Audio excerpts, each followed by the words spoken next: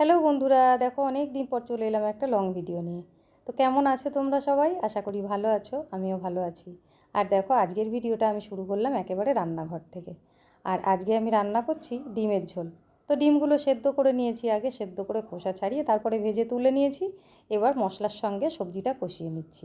আর এখানে কি কি সবজি আছে দেখো, এখানে আছে আলু আর গাটি কচু। আর ভাত তো আগেই হয়ে গেছে, ভাত নামিয়ে নিয়েছি। আর আজ সেরকম কিছু রান্না করব না, আজকে শুধু ডিমের ঝোলটাই রান্না করব। কেননা কালকের একটু তরি তরকারি আছে, তো সেই জন্য বেশি কিছু করলে ওই তরি তরকারিগুলো শেষ হবে না। সংসার করতে গেলে কত কিছু হিসাব করে চলতে হয়, তাই না? তো একদিন একটু বেশি রান্নাবান্না হয়ে গেলেই যে শেষ হয় না বা থেকে যায় তেমন কিন্তু না। আসলে খাওয়া দাওয়া প্রত্যেক দিন যেন তো একরকম থাকে না, এক এক দিন দেখবে ওই একই রকম রান্না করেও টান পাড়াপাড়ি লেগে যায়, আবার এক এক দিন কম কম রান্না করলেও সেটাও রয়ে যায়। তো যাই হোক, দেখো ডিমটা ভেজে তুলে নিয়েছি, আর দেখলে মনে হচ্ছে না এখনই খেয়ে নিই। আসলে আমাদের বাড়িতে জানো তো সবাই ডিমটা খুব পছন্দ করি, আর সেই জন্যেই বেশিরভাগ আমাদের ডিমই রান্না হয়। অনেকে হয়তো ভাবে এরা মাছ মাংস খায় না। আসলে আমাদের বাড়িতে ডিম পেলে কারোর আর মাছ মাংসর কথা মনে থাকে না।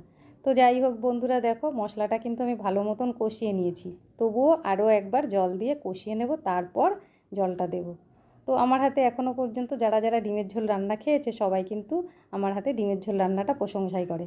আর তোমরা যখন ডিম রান্না করবে এইভাবে একটু মশলাটাকে ভালো করে কষিয়ে নেবে, তাহলে দেখবে রান্নাটা খুব ভালো হবে। তো যাই হোক, চলো রান্নাটা পুরো কমপ্লিট করে নিই, তারপর আবার আসছি।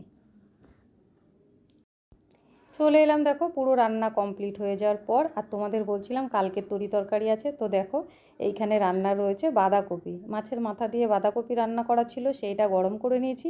আর এই যে ডিমের ঝোলটা রান্না হয়েছে, আর এইখানে দেখো মোচা আছে। আগের দিন একটু ছোলা দিয়ে মোচা রান্না করেছিলাম, সেই মোচাটাই রয়ে গেছে, ওটাও গরম করে নিয়েছি। আর ভাত তো আগেই হয়ে গেছে, তোমরা দেখতেই পেলে। তো চলো এবার বাকি কাজগুলো সেরে নিই। তো ওদিকে রান্না বান্না গ্যাস পরিষ্কার সব কিছু করে বাসনপত্র ধুয়ে দেখো চলে এসেছি ছাদে জামা কাপড় মেলতে। এখন এগুলো মেলে গিয়ে খেতে দেবো। এই তো গরমের শুরু, ছাদে চটি পরে আসতেই জানো তো ভুলে যায়। এখন তাও পা রাখা যাচ্ছে, আর কদিন পরে একেবারে পা রাখাই যাবে না, চটি পরে আসতে ভুলে গেলেই ব্যাস পায়ে ছাকা খেতে হবে। তো চলো জামা কাপড়গুলো তো মেলা হয়ে গেছে, এবার নিচে যাই, এবার গিয়ে খেতে দেবো। আর স্নান পুজো তো আমার সকাল সকাল আজকে হয়ে গেছে। আজকে সকাল সকাল স্নান পুজো সেরে তবেই আমি রান্নাঘরে ঢুকেছিলাম। চলে এসেছি খাবার দাবার নিয়ে ঘরে, আর তোমাদের দাদাভাইকে আগেই খেতে দিয়ে দিয়েছি। আর এটা এখন আমি আমার খাবার বাড়ছি। তোমরা হয়তো ভাবছো দেখো কি সুন্দর করে সাজিয়ে গুছিয়ে আমি নিজের খাবারটা বেড়ে নিচ্ছি। তো মেয়েদের বিয়ের পরে এইভাবে সাজিয়ে গুছিয়ে দেওয়ার মতন কিন্তু কেউ থাকে না, বেশিরভাগ মেয়েদের কপালে কিন্তু সেরকম হয় না। তো সেই জন্য নিজেরটুকু মাঝে মধ্যে এইভাবে সাজিয়ে গুছিয়ে নিয়ে খেতে বসবে, দেখবে বেশ ভালো লাগে। আর কি কি রান্না করেছি সেগুলো তো তোমরা দেখতেই পাচ্ছ, তোমাদের আগে একবার দেখিয়েছি, আর এই যে আর একবারও দেখিয়ে দিলাম। তো চলো খাওয়া দাওয়া সেরে নিই, পরে আসছি। সেই যে সকালবেলায় 6:30টার সময় ঘুম থেকে উঠে কাজের চাপ শুরু হয়, একেবারে 2টো-2:30টা পর্যন্ত চলতেই থাকে। আর এই সময়ের মধ্যে কারোর সঙ্গে একটু কথা বলারও সময় থাকে না। তারপর ঠিক 2:30টার পর থেকে আমি একেবারে ফাঁকা, একেবারে নিরিবিলি। কেননা এই সময়টাতে বাড়িতে কেউ থাকে না, তোমাদের দাদাভাই খেয়ে দিয়ে কাজে বেরিয়ে যায়। ছেলে ছেলের মতন থাকে, আর আমি আমার মতন। এই দেখো জামা কাপড়গুলো তুলতে চলে এসেছি। কেননা একবার যদি বিছানায় উঠে পড়ি, তারপরে আর কিন্তু উঠে আসা হবে না জামা কাপড় তুলতে। আর এখন এত রোদ, জামা কাপড় শুকোতে তো সময়ও লাগে না, বরং বেশিক্ষণ ছাদে থেকে গেলে জামা কাপড়গুলোর রং জ্বলে যায়। তো যাই হোক বন্ধুরা, চলো জামা কাপড় তো তোলা হয়ে গেছে। আর দেখো ওই পাশটাতে একটা ছোট্ট তুলসী মন্দির ভাই রেখেছে দেখলাম। এখনও পর্যন্ত গাছ লাগানো হয়নি, কিন্তু এরকম ছোট্ট তুলসী মন্দিরগুলো দেখতে বেশ লাগে। তো চলো একবার দেখে নিই, দেখে তারপর নিচে যাব। দেখো একদম ছোট্ট একটা তুলসী মন্দির। তো বন্ধুরা দেখো চলে এলাম একদম পরের দিন সকালবেলা। সকালে উঠে সব বাসি কাজকর্ম সেরে চলে গিয়েছিলাম বাজারে। বাজার থেকে এসে ব্যাগটা রেখে দিয়ে হাত পা ধুয়ে দেখো চলে এসেছি সকালবেলা টিফিন করতে। সকালের টিফিন হচ্ছে আজকে রুটি। কাল করেছিলাম রাত্রে রুটি, তখনই একটু বেশি করে আটা মেখে রেখেছিলাম। আর সেই আটাটা দিয়েই এখন রুটি বানিয়ে নিচ্ছি। আর বাজার থেকে আসার সময় একটা দুধের প্যাকেট নিয়ে এসেছিলাম। কেননা আমি আর ছেলে খাবো, এখন সকালবেলায় তরকারি করব সেই সময়টাও নেই। আসলে সকালবেলায় বাজারে গেলে পরে অন্য কোনো কাজকর্ম হয় না। আর এখন রুটির সঙ্গে তরকারি করতে গেলে অনেকটা সময় লেগে যাবে। আর মা ছেলে খাবো, তরকারি না করলেও কোনো ব্যাপার নেই। একদিকে আমি রুটি করে নিলাম আর একদিকে দুধ গরমও হয়ে গেল। এখন দুধ রুটি খেয়ে তারপরে রান্না করতে শুরু করব। আসলে সকাল থেকে কাজ করতে করতে খিদে পেয়ে যায় প্রচণ্ড, জানো তো। খালি পেটে রান্না করতে গেলে পরে আবার মাথা খারাপ হয়ে যাবে। তো চলো রুটিটা করে নিলাম, এখন টিফিনটা করে নেব, নিয়ে তারপরে ব্যাগের জিনিসপত্রগুলো সব বার করব। তো বন্ধুরা দেখো, বাজারে গেছিলাম, তোমাদের তো বললামই কী কী এনেছি দেখো। তো এইখানে রয়েছে দেখো একটা তেলের প্যাকেট, আর শাক এনেছি, লাল শাক।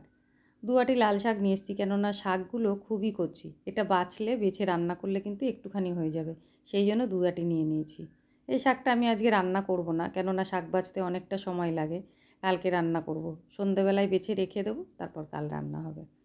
আর এদিকে দেখো ব্যাগের মধ্যে এমন কিছু আনিনি আজকে, রয়েছে শসা আর পেঁয়াজ, আর তার সাথে আমলকি আর কিছু মুদিখানার জিনিসপত্র আছে। রুটিটা বানিয়ে ভেবেছিলাম আগে টিফিনটা করে নেব, তারপরে এগুলোতে হাত দেবো। কিন্তু দুধটা তো সবে জাল দিয়েছি, দুধটা এখনও খুব গরম, সেই জন্য দুধটা ঠান্ডা হতে হতে ভাবলাম ব্যাগটা খালিই করে নিই। ওই জন্য ব্যাগ খালি করতে চলে আসলাম। কি কি এনেছি বাজার সেগুলো তো তোমরা দেখলেই। এবার চলো কি মাছ এনেছি সেটাও দেখাই। তো এই যে আমার মাছের ব্যাগ, ছোট্ট একটা ব্যাগ। তো আজকে দুরকম মাছ এনেছি, দুরকম মাছ মানে নামেই দুরকম মাছ। এই দেখো কাতলা মাছ এনেছি। কাতলা মাছটা আজকে আনার কারণ হচ্ছে আজকে সজনে ডাঁটা দিয়ে মাছের ঝোল হবে। আর আমাদের ঘরে রুই মাছটা কেউ খেতে চায় না, সেই জন্য সবসময় কাতলা মাছটাই আনতে হয়। তো এই যে কাতলা মাছ এনেছি, আর অল্প একটু চিংড়ি মাছ এনেছি। চিংড়ি মাছটা এনেছি একটু উচ্ছে চচ্চড়িতে দেবো বলে। উচ্ছে চচ্চড়ি আমরা সবসময় এমনি নর্মালি রান্না করি বেশিরভাগই, কিন্তু আজ ইচ্ছে হলো একটু চিংড়ি মাছ দিয়ে উচ্ছে চচ্চড়ি করবো, তো সেই জন্য একেবারে নামমাত্র অল্প একটু চিংড়ি মাছ এনেছি। তো চলো মাছে যখন হাত দিয়েই ফেলেছি, একেবারে বেছে ধুয়ে রেডি করে নিই। সব কিছু রেডিই আছে, সবজিও কেটে নিয়েছি, এবার শুধু টিফিনটা করে রান্না করতে বাকি। তো বন্ধুরা দেখো, তোমাদের তো বললামই আজকে সকালে টিফিনে দুধ রুটি। তো রুটিটা আমি নিয়ে নিয়েছি আর গ্লাসের মধ্যে দুধ নিয়েছি। দুধ রুটি অনেকে একসাথে মেখে খায়, কিন্তু আমি ওইভাবে খেতে পারি না, সেই জন্য এইভাবেই নিয়ে নিলাম। তো চলো টিফিনটা করে আসি, তারপর রান্না করব। টিফিন করে চলে এলাম আবার রান্নাঘরে। তো মাছগুলো তো আমি আগেই ধুয়ে রেখে দিয়েছিলাম, তোমাদের বললামই। এখন এগুলোকে নুন হলুদ মাখিয়ে নেব, নিয়ে মাছের ঝোলটা করব। আগে রান্না করতাম, রান্নার রেসিপিগুলো তোমাদের সঙ্গে শেয়ার করতাম, কিন্তু এখন রান্নার রেসিপি খুব একটা শেয়ার করি না, কেননা পুরোপুরি রেসিপি শেয়ার করতে গেলে ব্লগটা অনেকটা বড় হয়ে যাবে, সেই জন্য করি না। এদিকে মাছের নুন হলুদ মাখিয়ে নিতে নিতে ওইদিকে আমি কড়াই বসিয়ে দিয়েছি। সকালবেলা রান্নাটা একটু তাড়াহুড়ো করেই করতে হয়, তার উপর আবার গেছি আজকে বাজারে, তো সেই জন্য একদিকে একটা করতে করতে আর একদিকে আর একটা করতে হয়।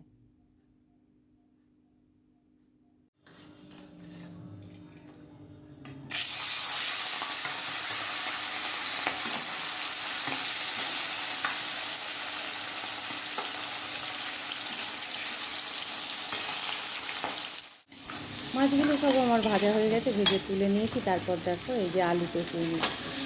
তো যেহেতু ডাঁটা দিয়ে মাছের ঝোল হচ্ছে, সেই জন্য মশলাপাতি সেরকম কিছু দিইনি, একটু জিরে আর লঙ্কা একসঙ্গে বেটে নিয়েছি, আর তার সাথে দিয়ে দিয়েছি একটা টমেটো। আর এই যে দেখতেই পাচ্ছ সজনের ডাঁটাগুলো জানো তো 2-3 দিন হয়ে গেল এনে রেখেছে, কেমন যেন একটু শুকিয়ে শুকিয়ে গেছে। তো বন্ধুরা দেখো হয়ে গেছে মাছের ঝোল, আর এই যে ভাত, ভাত দিয়ে একেবারে ধোঁয়া উঠছে, গরম গরম ভাত, আর এখানে হালকা পাতলা ডাঁটা দিয়ে মাছের ঝোল। গরম পড়ে যাচ্ছে এখন, কিন্তু এরকম হালকা পাতলা মাছের ঝোলই বেশি ভালো লাগবে। আর এই গরমে যত হালকা পাতলা খাওয়া যাবে তত শরীরটা ভালো থাকবে।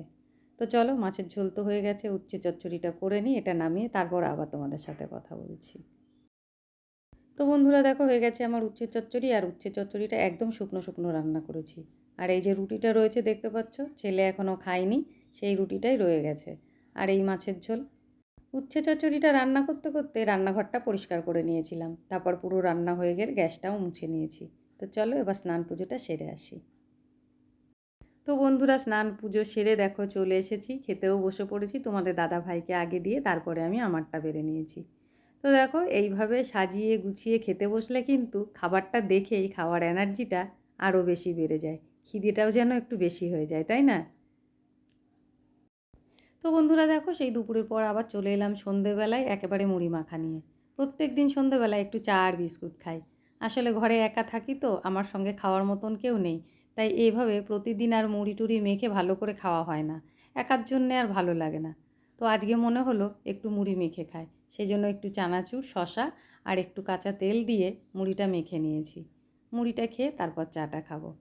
তো চলো, আজকের মতন ভিডিওটা আমার এই পর্যন্তই। তোমাদের কেমন লাগলো অবশ্যই কিন্তু কমেন্ট করে জানিও।